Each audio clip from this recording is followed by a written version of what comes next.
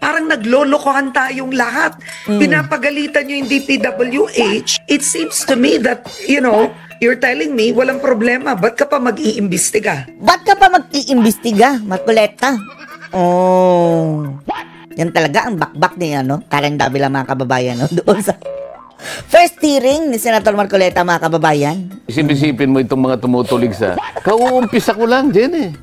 Unang araw niya pangalan sa hearing, Sen eh. Unang araw pa lang, mga kababayan, grabing demands ni Karen Davila. Para tayo naglolokohan. Para daw hindi nag-iimbestiga, mga kababayan. Oo. Bilangin po ninyo, bilang senador, wala pa po akong 2 buwan.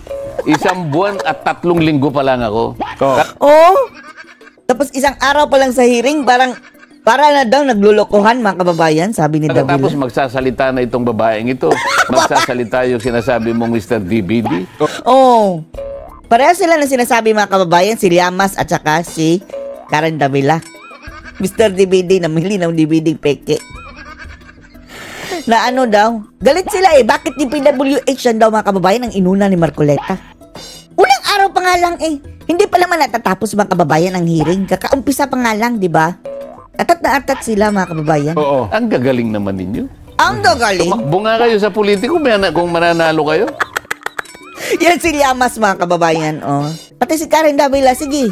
2-in-1 na sila, mga kababayan. Tumakbo sila sabay. Maging siguro barangay captain, hindi yan mananalo. Kasi para bagang pagka sinabi nila, parang obligasyon nyo pang sundin, Sen. Para bagang kung ano sabihin nila, yun ang susundin. At saka yung Tapos, pagalit na pasabi, mga kababayan, talaga. Talagang hindi man lang, Senator, isasuggest ko ito, hindi. Para tayong walang hearing, para tayong naglolokohan. Bakit hindi niyo pinatawag ang ganyan talaga? Parang nambatok pa, no? Di mo alam ginagawa mo. Ganyan. Napakatalino. Okay lang sa akin. Yung matalino kayo, walang problema sa atin. Yung magpakatalino kayo. Ay. Okay lang sana, no? Kapag ang nagaganyan sa yung mga matatalino. Gusto nilang gano'n, di okay lang. Pero kung halimbawa... Ito pang mga... Ay, Diyos ko. Mga utak, mga kababaeng nalaglag sa sahig. Gagamitin ninyo sa paraan na hindi man kayo nakakatulong eh. Opo. Nagkukunwari lang kayo na matalino. Ang dami nyong naililigaw eh. Oho. Siyempre sasabihin niya, bakit ganyan palaging, ang palaging binabanatan mga DPD. Bakit mapagsasabay mo ba lahat? Di ba? Gusto niya rumble na, mga kababayan. Andun na lahat-lahat. Mapupuno ang Senado. Hindi pa nga na-interview lahat ng mga contractors dahil boycott yung ilan, di ba? Oho. O sabihin ko, halimbawa, ikaw kung nakikinig ka, itong babae broadcaster ito. Ikaw ang babaeng broadcaster ka. Opo. Kumakain ka halimbawa. Mapagsasabay mo bang... Magaling daw kumain yan si Karen Davila, mga kababayan. Nagmukbang sa... parking lot ba yon? Mahirap na lang talaga. O sa penthouse. Ewan lang natin saan. Baka kung ano pa yung masabi ko sa kanya. Baka mabualan po yun. Baka mabulunan ka eh. Bululan nga. Kanya tayong di ba? Ako nasasabi ko lang ito, para lang maituwid sila. Baka sakali, kasi ako naniniwala, may isip naman sila. Ewan lang natin kung nasa tama ba. May isip, pero kung ang tanong, mga kababayan, kung nasa tamang pag-iisip ba. Wag na kayong magpakadalubhasa sa puro ganyan na lang. Oo, tama. Hindi expert sila sa kanilang programa, mga kababayan. Talagang pagpaplanuhan ka. Actually, hindi naman sila siguro lahat nag-iisip niyan, mga kababayan. Hindi lang si Karen Davila kapag nag-i-interview siya. Collective yan nila, mga kababayan. Mayroon silang mga researcher na, ito ibanat mo, ito ibanat mo. Parang paghahandaan kanila para ipahiya. Yan ang gustong-gusto nila, mga kababayan. I-ridicule ang kanilang mga guest. Pero na lang, mga kababayan, kung ang guest nila ay sinadilima. Yung mga dilaw, kakampi nila, wala ang baby, mga kababayan. Leading question lahat. Lahat ng tinatanong, mga kababayan, parang pampabango sa mga mababantot na mga itsurang Rin kayo tatanggapin ng tingnan natin ito. Magano na kayo ng mga ilang panahon lang. Wala nang maniniwala sa inyo. Wala na nga. Alam Ayan, wala na, sira-sira na yan. Nagalingan nila eh. Hanggang ngayon, yung naisara na prangkisa, doon lang sila tumitira. Yun na nga po. Hanggang ngayon, hindi nila makita ang katwiran na kaya kayo naisara dahil sa pagkukulang ng inyong network. Ngayon nga, mga kababayan, Bakit hindi nila pinush? Shareholder na si Tambalostos, ha? Hindi pa rin nila pinush, mga kababayan, talaga. Dahil, alam natin takot sila, mga kababayan, na mahalongkat na naman. Kaya tanggapin ninyo kaya hindi, bahala kayo sa buhay nyo. Pero nasa record yan. On Yung pagkukulang record. mayari. Nagkulang kayo. Ayaw nyong aminin. Pagkatapos ngayon Sabi ni Marcoleta, kung talagang ipapatupad ang batas, mga kababayan, trilyon ang babayaran ng mga kababayan ng ABS-CBN, danyos sa kanilang ginawang violation. Di ba? Salita ng salita, akala mo totoo mga pinagsasabi. Akala mo ang galing.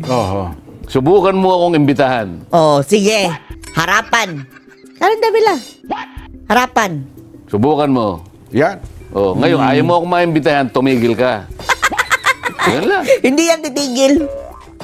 Lalong magagalit yan, umpisa na ito, mga kababayan. At dito nag-umpisa ang away ni Karen Davila at ni Marcoleta. Yun na nga. History na ito, ha?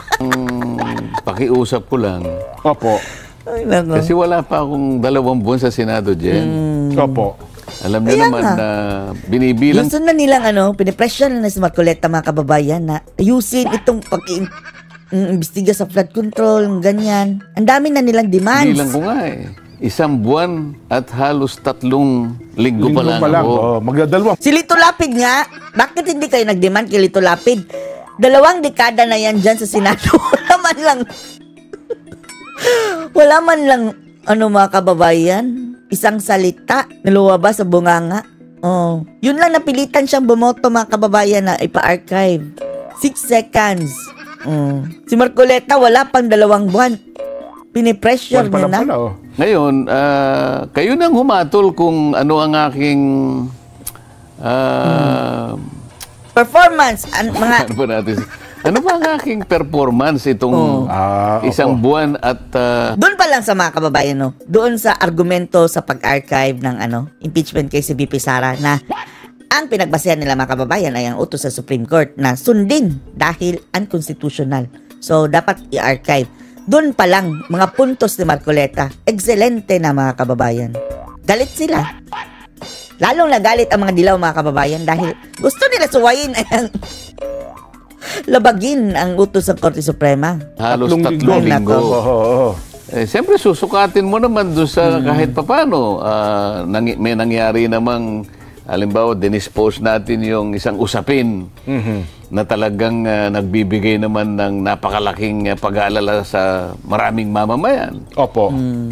Nagampanan ba natin o hindi? Ganun sana. Ang gusto ko sana ay kahit makita man lang nila ang ating performance. Kung sakasakali naman katanggap-tanggap sa kanila. Nasa kanila yun. Kung sakaling short naman tayo sa kanilang expectation, ako po kasi kararating ko lang di ba? Sabi nga sa'yo, neophyte pa lang daw po kayo, di ba? Never in the entire history in the Senate na ang neophyte, newcomer, newbie na senador ang iupo dyan sa Blue Ribbon Committee. Yan talaga ang sinabi ng mga kababayan, ng mga bitter luck next time. Yung mga ampalaya. Karen Davila na naman yun.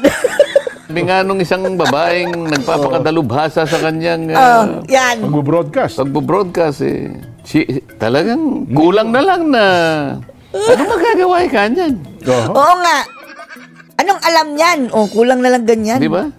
Ayoko naman pong sabihin sa inyo na marami pong magagawa. Gusto ko lamang po sana pagtiyagaan ninyo na tingnan po ninyo kung paano po natin. Sige, kung ayaw ni Karen Davila dyan sa newcomer, si Lito Lapid ang gawing Blue Ribbon. Di ba sign language ang siguro lahat, mga kababayan? Next. Ganyan na lang. Tango na lang. Yan ang gusto ni Karen Davila, mga kababayan. Taguyod ang ating pananagutan. Hanggang sa kaya po natin. Lumawak yung problema sa kasi ito lumalabas ngayon sa social media. Una, sa COA pala meron palang isang mataas na opisyal ng COA dyan, ang kanyang mahal sa buhay ay contractor. Oh my goodness. Yan ba yung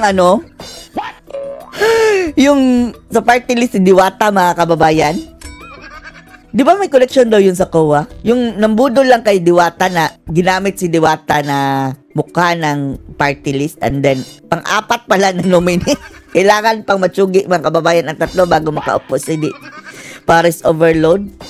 May issue din yun. Tapos yung mga nagbibigay ng lisensya sa mga contractors, yun po miyembro ng yung PICAB, ang taga-tada, Philippine Contractors Board, mataas na opisyal din po nila. Ayaw kong husgahan yung mga bagay Sila na yun. lang Kasi kung halimbawa, yung contractor na yun, hindi naman kasama dun sa mga flood control projects na ngayon ay nausisa natin na multo lang. Opo. Ang pagkakagawa ay talaga namang walang kakwenta-kwenta. Baka naman ito wala namang nagawang ganon. Okay. Bagamat sa iba sigurong banda, maaring mapuna din siya sapagkat wala naman sigurong kasalanan dahil sa mag-asawa siya siguro kontraktor na yung asawa niya. Wala namang magagawa, no? Di ba? At kung wala naman siya sa posisyon, pero conflict of interest yan, di ba? Kahit na siya ay taga-COA, kung hindi naman siya direktang nakikialam dun sa pagbibigay ng audit dun sa nagagawa ng mga contractors, kailangan makita natin lahat yun Opo. Ang problema siguro dyan mga kababayan, no? Yung taga-audit, dyan nagkakataluhan mga kababayan dahil kapag kung hindi na ipapasayan sa audit mga kababayan, hindi yan mababayaran. Yan ang dapat maglagay tayo ng taga-audit ng mga kababayan na matino, hindi nababayaran. Yan ang mga taga-bantay Kaya ayoko munang husgahan hanggat hindi natin nakita yung kabuuan ng mga... Not for now. Focus muna tayo dito, one at a time. Magagalit na naman si Karen Davilan yan. Bakit hindi mo sinali? Lahatin mo na, sabi niya. Para tayong walang hearing nito sabi niya. Di ba? Bagay kasi ngayon sa social media, ang bilis ng laging iniuugnay tinatagni-tagni po nila na parang bagay na ipipinta ngayon sa isip ng tao. Okay, tama po kayo bilang isang abogado. Hindi mo naman pwedeng magkamag-anak itong dalawang ito, isang na nga sa isa katiwalian. Ang magiging sukatan lamang dyan, katapos-tapusan dyan, pag nakita mo talagang merong conflict of interest. Ayun, opo. Dyan masusuyod mo talaga yon. Sa ngayon, hindi ko pa makikita yan Kinakailangan ay masusing pag-iimbestiga talaga. Para makita natin na incompatible talaga yung posisyon mo, ay lilitaw talaga yon. At wala naman tayong kikilingan sa bagay na yan. Pero ganoon tayo, yung palang PICAB, ang isa requirement sila para maging member ka pala ng board, dapat dati kang contractor, parang ganun, sabihin dati ka nagtatrabaho sa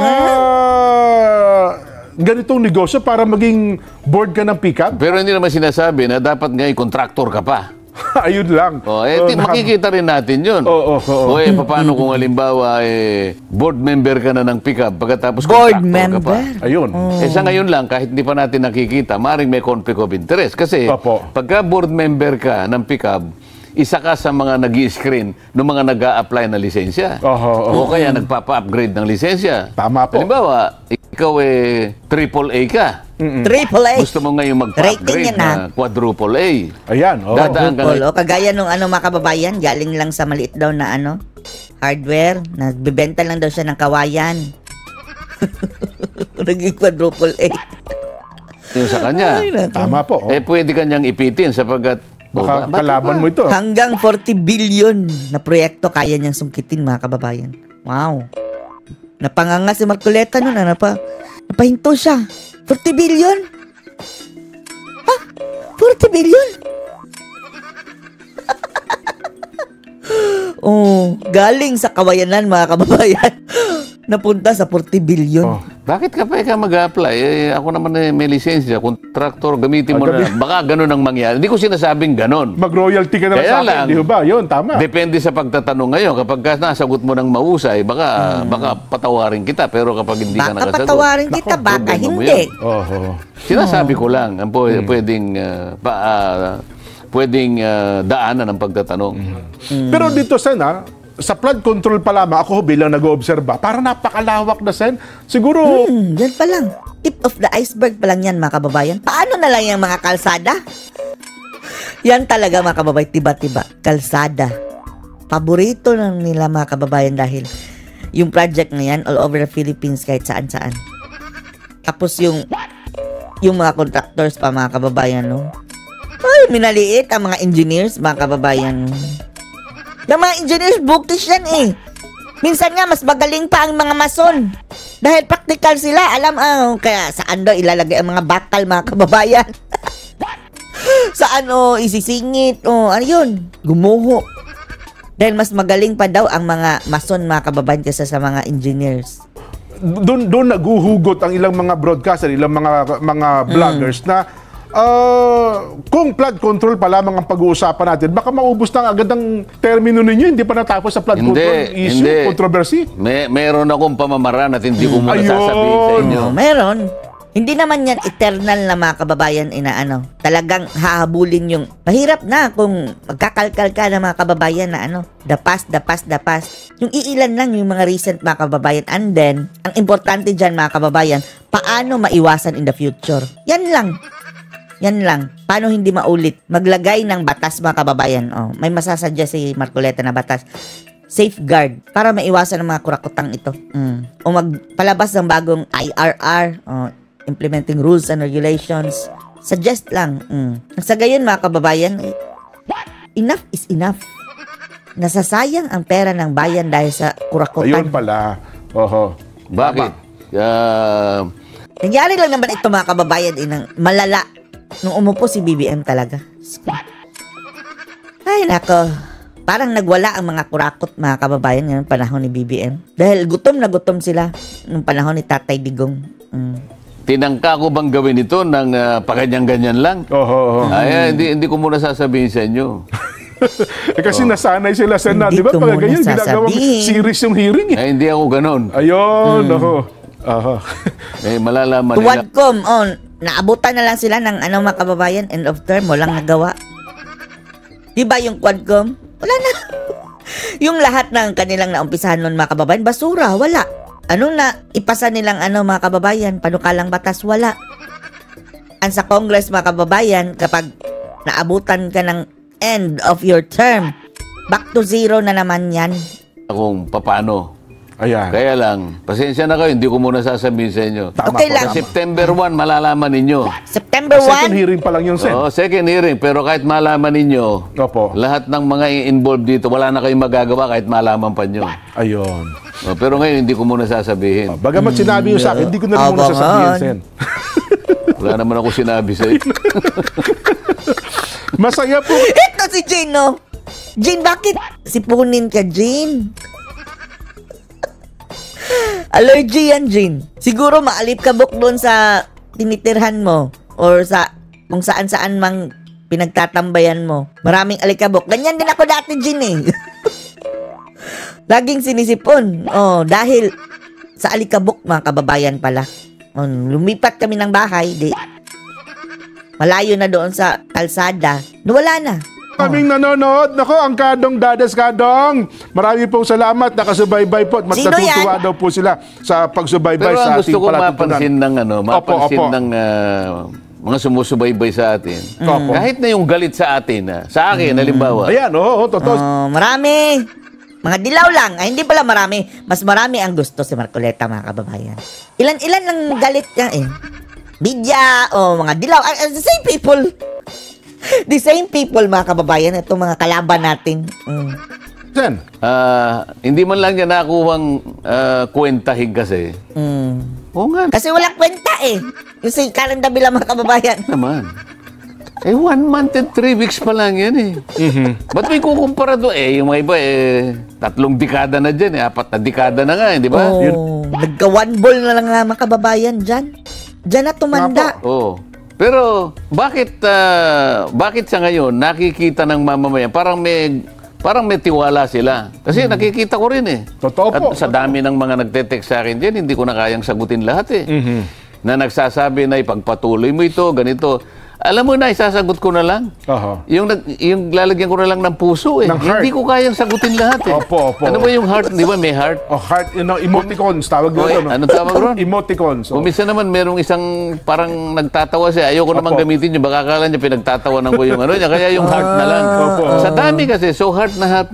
Ganun na lang. Wag mo lang isa-isahin. Baka siguro yung mga personal friends lang niya, mga kababayan, Dahil kung taong bayan, doon sa kanyang, meron ba Facebook page ito si Senator? Isa-isahin mo yan, Sobrang dami. At mayroong mga trolls, mga kababayan. Ang daming trolls. Pero lately napapansin natin, mga kababayan, lately. Nasira ba ang troll network dito, mga kababayan? Baka medyo humina lang, mga kababayan, ang mga trolls. 2 days na. Simula kahapon pala. Nag-holiday ba ang mga trolls? Baka pati galit sa inyo, na-heart yun na rin, Sen. Hindi nyo napapansin siguro sa dami niyan. Ay, hindi yung mga galit naman sa akin. Hindi naman sila sa akin. Nakikita ko lang sa social media. Ang gusto kong mapansin nila, bakit kahit na bagito lang, kung ang pag-uusapan ay yung tagal o inilagi ko nga, hindi pa nag-iinit ang upuan ko eh. Pero yung kanilang... yung kanilang ulo, mga kababayan, naiinit na. The same people yan eh, mga anti-Duterte, anti-Marcoleta din, mga kababayan. Yung kanilang pagtitiwala, nandun yun. Totoo po. Ngayon, ang gusto kong mapansin nila, bakit ganun? Saan ba galing ito? Hindi ba? Ang uso na nga ngayon, Sen, ngayon magsumbong kay Marcoleta, hindi na yung... Tulpo. Ipamarkoleta na yan. Mas buti pa to yung mga kababayan. Ay, si Tulpo. Anong pinagsusumbong kay Tulpo, mga kababayan? Kabit? Tapos, fascinated ang mga tao sa kanya, no? Mga marites. Kalibel din niya, mga kababayan. Yung, wala naman niyang magandang maidudulot sa bayan. Patulpo natin ito dahil nagkabit. Sige, personal na yan. Mahusay daw mag-negotiate sa kabit, mga kababayan, at mga kalaguyo. Magiging presidente na, magiging senador na. Dito tayo magsumbong, Isumbong ang mga katiwalian. Sumbong natin kay Marcoleta, mga kababayan. Huwag mo nilalayo ang usapan. Ang sinasabi ko, Opo. ano bang patakaran ng taong ito? Okay. Ano ang pinagmulan nito? Anong paniniwala ba ng taong ito? Yan. Gusto ko yun ang mapansin nila. Hindi ba? Kasi sa atin, Sen, alam mo, naintindihan ko kayo sa bagay na yan, meron tayong aral. Meron akong iniingatan. Yan. Yun ang gusto kong makita nila. Ang iniingat-ingat. At yun ang gusto kong maibunyag. Kaya maring magtataka kayo kung ano yung pinagsasabi ko ngayon. Pero sa susunod na mga araw, abangan. September 1, mga kababayan, merong ipapasabog si Marcoleta. intindihan ninyo to. Sana ko nang gagaling. Ngayon po, Sen, patangutango ang Kadong Dades. Tama po kayo. Ang Joel Mangandi, patangutango rin. Naintindihan po nila kayo. At kami, Sen, baka naman natutulog kaya tatangutango. Hindi po. Talagang tama po kayo. Yan ang talagang dapat. Anong gusto kong mapansin nila? Di ba? Yeah. Sana mga kababayan, hindi mabiyak itong alyansa na ba? Parang alyansa naman, mga kababayan, dahil nakita naman natin inline, mga kababayan, ang grupo na ng Marcoleta at saka ng mga Duterte, mga kababayan. Ito gusto natin, sana hindi sila mag-away, mga kababayan. Ito ang mga klaseng taong gusto natin suportahan At ngayon, mga kababayan, parang the same ang kanilang direction. Mga Duterte at eto sina Senator Marcoleta. Dahil sayang. Mayroon ng banding, mga kababayan, ang supporter ng mga Marcoleta, supporter ng mga Duterte. Dapat lang pansinin nila. Kami, Sen, napapansin namin. Kasi, kumbaga... pero itong broadcaster na ito, wala namang aral na hindi ba kami Uy, Karen Davila, talagang asar sa'yo si Senator Marcoleta. Wala hong aral na... Alam mo, hindi ako nagagalit sa kanya. Naulit-ulit ko lang. Naawa ako sa kanya. Kawawa ka naman. Karen. Bagay na bagay sa kanyang pangalan ng Karen, mga kababayan. No? Di ba sa ibang bansa, kapag Karen, yung parang may attitude na babae, mga kababayan. Gusto ko magbago siya ng... Malay mo, baka... Hindi na yan magbabago. Gusto ko rin ibalita sa inyo, Sen. Marami din po, may mga pumupuna sa inyo dati, lalo yung mga vloggers ngayon, na dati disgusto kayo. Ngayon po, sa totoo lang, nare-realize din nila, mukhang mas tama pa itong sinasabi ng Senator Marcoleta. Totoo ka dyan. Aminado tayo, mga kababayan. Napuna natin si Senator Marcoleta. Yung congressman pa siya dati nung pumanig siya. Hindi naman siguro pumanig, pero yung side niya, mga kababayan, parang andun kay Tambaloslos. Sama-sama pa siya kay Tambaloslos, mga kababayan. Sumama lang ang ating loob noon. Medyo, dahil bakit napasama ito doon? Buti naman, mga kababayan, at lumayo siya.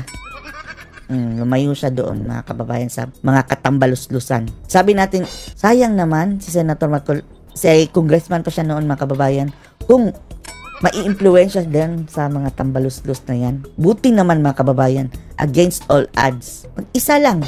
Nilabanan niya mga kababayan, the rest of the buhayas. Oo. May nakita ko rito. Opo. Ako din nagtaka eh.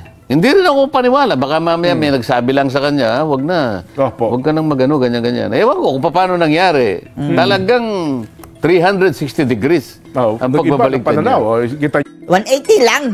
U-turn mga kababayan. 360, the same facing niya. Akalain minumura niya ako. Ayaw ko nang banggitin ang pangalan niya. Opo. Minumura niya ako. Hindi naman ako kumikibuna kasi sa akin wala yun eh. Opo, oh. Yung una pa niya salita, talagang mura talaga. Hindi naman kay Balat si Buy. Hindi, pero hindi tayo yun Hindi natin minura. Kinall out lang natin mga kababayan. Yes, Meron pa siyang sinabing, hindi nyo ba alam na yung Marcoleta na yan, yan ang talagang, Sino kaya yan? yan ang talagang nagbebenta ng droga sa kanilang komunidad. Yan ang kanyang ikinabubuhay, sabi niya. Wala na yan. Ano na yan mga kababayan? Libelous na yan. Yan ang dapat. Hindi tayo, mga kababayan, kahit hindi si Marcoleta ang sinabihan yan, kahit pa siguro si Virus ang sinabihan tapos hindi naman totoo, hindi na rin maganda. Mag-iimbento na lang ng lalong-lalo na masisira na talaga ang kredibilidad mo. Pagbibintangan ka na tungkol dyan sa pulburon. Minsan, Grabe. gusto ko na lang matawa sa, sino kayang inutil na tao ang maniniwala dito? Kaya ang nangyari, imbes na Sila lang din, yung mga bangag. Yung mga anti-Duterte mga kababayan, naniniwala sa mga fake news din nila. Ako, alam ko may mga taong wala rin siyang mapapaniwala eh. Totoo po. Tapos kung murahin niya ako talagang dire-dire. Sagad hanggang buto, ikaw nga. Akalain mong meron ako napanood. Noong umpisa, nakikinig lang ako eh. Tapos bigla siyang pumihit. Alam mo kanya, si Senador Biglang Dante nagbago. Marcoleta. Ba, Change of heart. medyo, May senator na. ba't hindi ka magtataka eh? Tinawag niya ako senador eh. Dati, yung Marcoleta walang- lang. Ganun eh. Yung Marcoleta. Grabe yan, Binanggit niya yung pangalan ko, senador. Pinakinggan ko ngayon. Teka muna, parang may pagbabago. Opo. Tapos sabi niya, nung mapakinggan ko siya, sabi niya, dyan sa Blue Ribbon, akalain mo kanyang, alam po ninyo kanya, galit na galit ako sa tao na yan. Inulit niya uli. Totoo po, Pero nung nakikinig ako sa kanya, sabi niya, hindi ko napansin ang sarili ko. Ngumingiti na pala ako. Nangingiti na raw siya, Walang iniwan kanya sa, nanunod ka kanya ng sayawan. Sa napakagaling niyang sumayaw, nakikita Sino kaya yan? mo, Napatisay, napapasayaw na rin. napapasayaw ka na rin. Oho. Hindi naman pala ganun ang taong ito, sabi niya. Oho. Kaya lang, narinig ko lang yun. Hari naman ako nagsasabi na ng totoo ito. Totoo, yes. Bagamat para sa Baka akin, pinrang ka lang. Pinasakay ka lang. wala rin yun sa akin.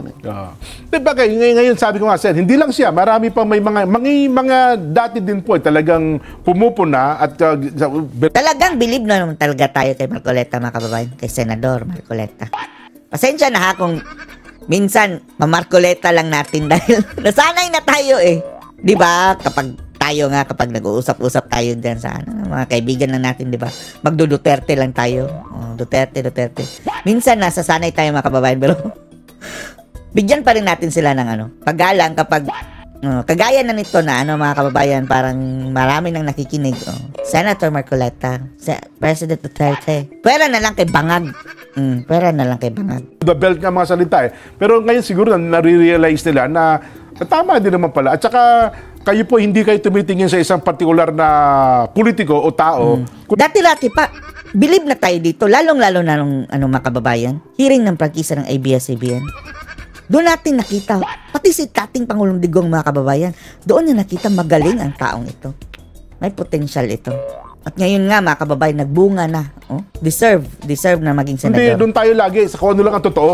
Matagal na natin sinasabi yan, Sen. Di Kung ba? ano ang totoo, sinasabi ko nga sa kanila, walang personalan po ito. Titimbangin po natin ang mga ebidensya na makakalap natin. Maraming uri ang ebidensya dyan eh. Totoo po. May dokumento. Ay, nako. Naalala tuloy natin. Kapag maririnig natin yung salitang titimbangin, mga kababayan, naaalala natin yung kabastusan ni Vice Ganda. Diyos ko. Yung titimbangin daw niya si Jessica Soho, mga kababayan, pero per kilo. Ay, nako, ito talaga si Vice Ganda, no? Nabutata din siya kay Marcoleta. Sinabihan ni Marcoleta, mga kababayan, Senator Marcoleta pala. Sabihin ng Senator Marcoleta, walang kwenta yung taong yan. Hindi natin alam daw kung kung nasa tamang katinuan ba daw. Mukhang hindi natin alam kung sira ulo ba. Ba't ganda? May testimonial, di ba? May object evidence. Yung object evidence, yung pupunta, talagang wala eh. Yan. Multo talaga eh. Multo. Ang pinakamabuti at pinakamagandang ebidensya kasi, yung object evidence. Object evidence ang tawag. Evidence na talagang kitang-kita ng sarili mong mata. Yan ang gagamitin natin. Kitang-kita ng So wala tayong personalan. Kung walang ebidensya laban sa'yo, ay diligtas ka. Diba?